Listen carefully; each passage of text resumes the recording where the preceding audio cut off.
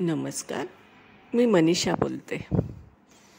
राहू हा एक नॉर्थ नोड आहे. मी मागे बोलली आहे की राहू आणि केतू हे छेदनबिंदू आहेत, पण ज्योतिषशास्त्रामध्ये त्यांना ग्रह म्हटलं जातं. ग्रह कन्सिडर करतो आपण त्याला.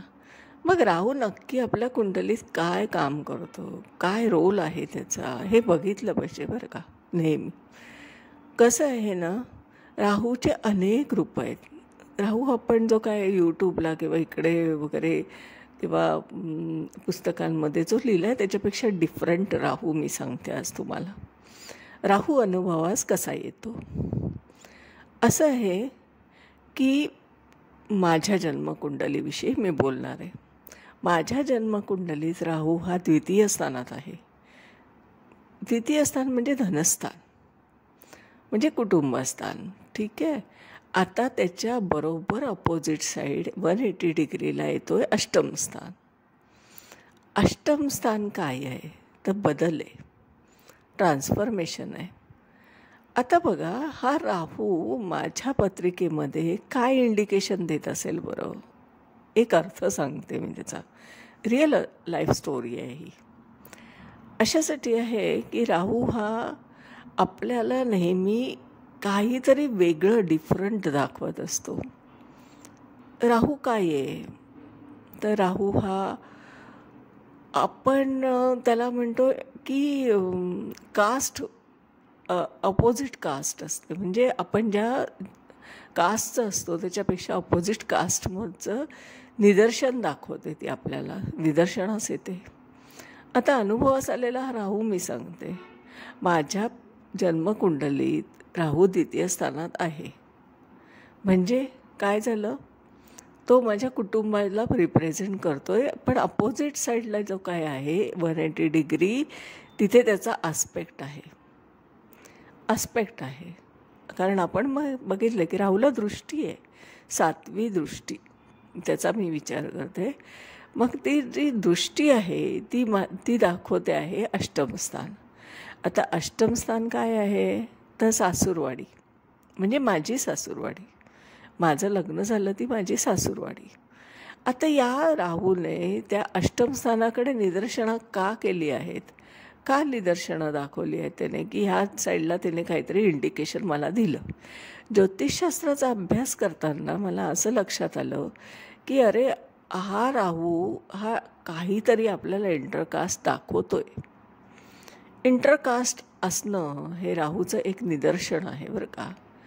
मग तो असा नाही की तो सप्तमाशीच नातं जोडतोय. सप्तमाशी असेल तर क्लिअर कट तुम्ही म्हणतात की इंटरकास्ट आहे. पण अहो, तो द्वितीयात असलेला राहूसुद्धा इंटरकास्ट दाखवतोय. विचार करा की मी तर राहूचा जर विचार केला तर माझ्या असं लक्षात आलं की माझ्या सासूरवाडीच्या बाबतीत काहीतरी तो इंटरकास्ट दाखवतोय. इंटरकास्ट म्हणजे काय तर आपण ज्या काय घरात जन्म घेतो, ज्या घराण्यात, त्याच्यापेक्षा वेगळं असं हे आपण कास्टिंग होत असतं, कास्ट असते.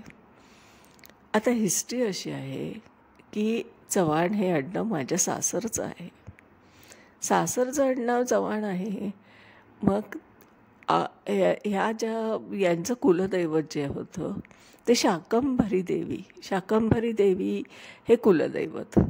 आता हे कुलदैवत त्यांच्या मूळगावी आहेच, तिथे पूजा केली जाते तिची. आणि शाकंभरी देवी हा कुठे मराठा समाजाशी रिप्रेझेंट करत नाही आहे. मग त्याचा मी मुळात शोध लावला की जर यांची शाकंभरी देवी आहे तर मग नक्की ह्या शाकंभरी देवीचं आपल्या या कुळाशी काय संबंध येतोय. लक्षात आलं असं की ते शाकंभरी देवीचं मूळ मंदिर हे राजस्थानमध्ये आहे. राजस्थानमध्ये तिचं अधिष्ठान आहे. म्हणजे कुठेतरी हे निदर्शन असं दाखवत होतं की ही यांचे ॲन्सेस्टर हे कधीतरी त्या राजस्थानमध्ये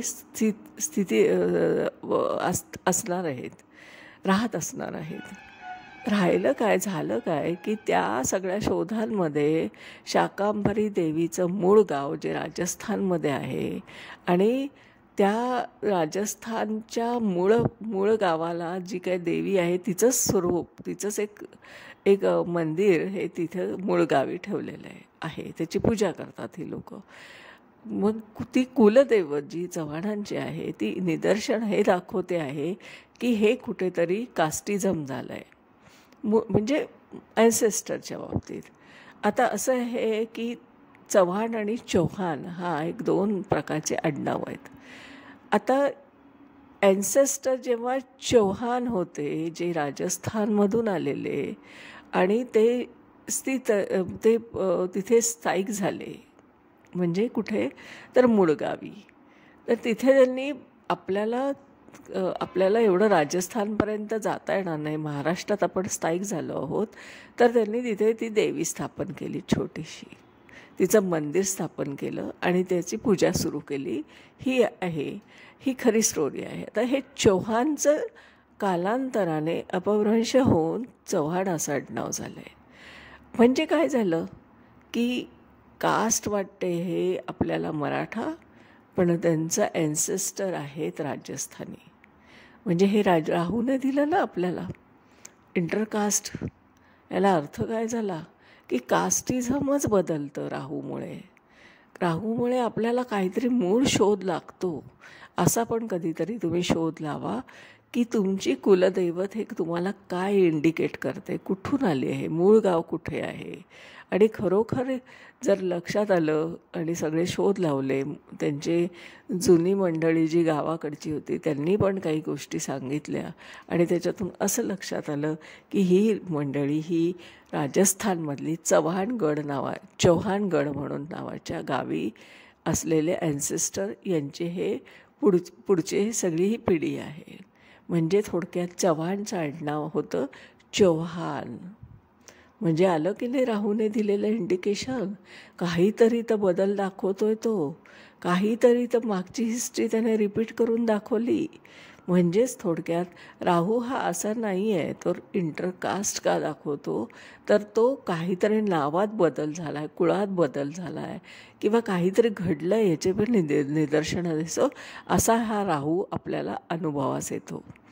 म्हणून राहूकडे असं वरवर बघू नका, कुलदैवतेचा शोध लावा. राहू ज्या स्थानात आहे तिथून कुलदैवत काय इंडिकेशन करते त्याच्यावरून तुम्हाला बऱ्याच गोष्टीचा मागोवा घेता येईल. अशा पद्धतीने ही माझी रिअल लाईफ स्टोरी आहे आणि राहू हा असा मला अनुभवास आला आहे. मी केतूवर पण बोलणार आहे. केतू अष्टम स्थानात आला आहे, तो शनीबरोबर आहे. ॲक्यूट अशी त्याची एक युती आहे. ती मला काय देऊ करते बघा. ज्योतिषशास्त्र हे किती या गोष्टी आपल्याला शोधून देतो, मागच्या पण, आपल्या पिढीच्या पण, आपल्या कुलदैवतच्या बद्दलच्या, आपल्या पुढच्या लाईफबद्दलच्या, हे सगळं आपल्याला देऊ करते की नाही. आणि मग हे सगळं आपण असा पद्धतीने अभ्यास केला पाहिजे आणि पुस्तकातली जी थिअरीत अडकलेलं ज्योतिषशास्त्र आहे ते बाहेर काढलं पाहिजे. तुम्ही रिअल स्टोरी सांगा, तुम्हाला अनुभवास आलेल्या गोष्टी ग्रहांच्या बोला, त्याच्यावर बोला. ज्योतिषशास्त्र पुस्तकातलं नाही. पुस्तक हा आधार आहे फक्त, तो सोडला पाहिजे, वेगळा विचार केला पाहिजे आपण कधीतरी. आणि म्हणून माझं असं म्हणणं आहे की थिअरीत अडकलेले हे ज्योतिषशास्त्र हे आपण बाहेर काढण्याचा सगळ्यांनी प्रयत्न केला पाहिजे. एक आणि एक दोन नाही आहे ज्योतिषशास्त्र, एक 5 पण असू शकतं. त्यामुळे असं प्रिंटेड वाक्य घेऊन ज्योतिषशास्त्र शिकणं ही आपल्याला खूप लिमिटमध्ये आणण्यासारखं आहे. जरा भरारी घ्या, उंच आकाशात उडू एकदा भरारी घेऊन बघा. खूप विचारांना असं बाइंडिंग ठेवू नका, वाक्य घेऊनच तेवढंच ज्योतिषशास्त्र अप्लाय करू नका आणि वेगळ्या पद्धतीने अभ्यास करा हा. आणि अशा पद्धतीने आजचा विषय मी राहूवर बोलली आहे. ती रिअल लाईफ स्टोरी आहे माझ्या जीवनातली, ती मी तुम्हाला सांगितली. आणि माझं नाव आहे सौ मनीषा प्रदीप चव्हाण. मी आदित्य गार्डन सिटी वारजे पुणे येथे राहते. माझा मोबाईल नंबर आहे 9763787646. माझे स्वतःचे ज्योतिषशास्त्राचे प्रिडिक्शनचे म्हणजे फलिततंत्र शिकवते, ते पण थिअरी विथ प्रॅक्टिकल असं शिकवते. आपण त्यासाठी संपर्क करू शकता. त्यामध्ये आपण फक्त आपल्याच स्वतःच्या आपल्या स्वतःच्या किंवा आपल्या नातेवाईक मित्र कोणी ज्या असेल त्या कुंडल्या घेऊन आपण अभ्यास करत असतो ज्योतिषशास्त्राचा, ना की आपण पुस्तकातल्या कुंडल्या घेऊन शिकत असतो. कारण पुस्तकातल्या कुंडल्या घेऊन त्या आपल्या जीवनावर कधीही ॲप्लाय होताना मला आढळल्या नाही आहेत आणि हे माझं स्पष्ट मत आहे. त्यामुळे आपण नेहमी ज्या काय आहे आपल्यासमोर आपल्या आयुष्यात असलेल्या घटनांचा मागोवा घेण्यासाठी ज्योतिषशास्त्र जर शिकत असू तर आपण आपल्याच कुंडल्या घेऊन अभ्यास केला पाहिजे. आपल्या नातेवाईकांच्या, आपल्या मित्रमैत्रिणींच्या आणि आपल्या रिलेटिव्हच्या अशा घेऊन आपण जर अभ्यास केला तर आपल्याला ज्योतिषशास्त्रावर एक प्रकारचा आत्मविश्वास वाटेल प्रिडिक्शन करण्यासाठी. तर क्लासेसला जॉईन व्हा. दुसरं असं की माझं कन्सल्टिंग आहे, म्हणजे ज्योतिष मार्गदर्शन करते. जन्मकुंडली तुम्ही पाठवायची गरज नसते. मला बर्थ डिटेल पाठवलेत की मी प्रश्नाच्या रोखाने तिचं उत्तर शोधते आणि आपल्याशी आपण ज्योतिषीय चर्चाच करत असतो एक प्रकारची. तर तशा पद्धतीने कन्सल्टिंग पण अवेलेबल आहे. आपण त्या गोष्टीचा पण फायदा घेऊ शकता. आजच्या दिवसात इथेच थांबते. धन्यवाद.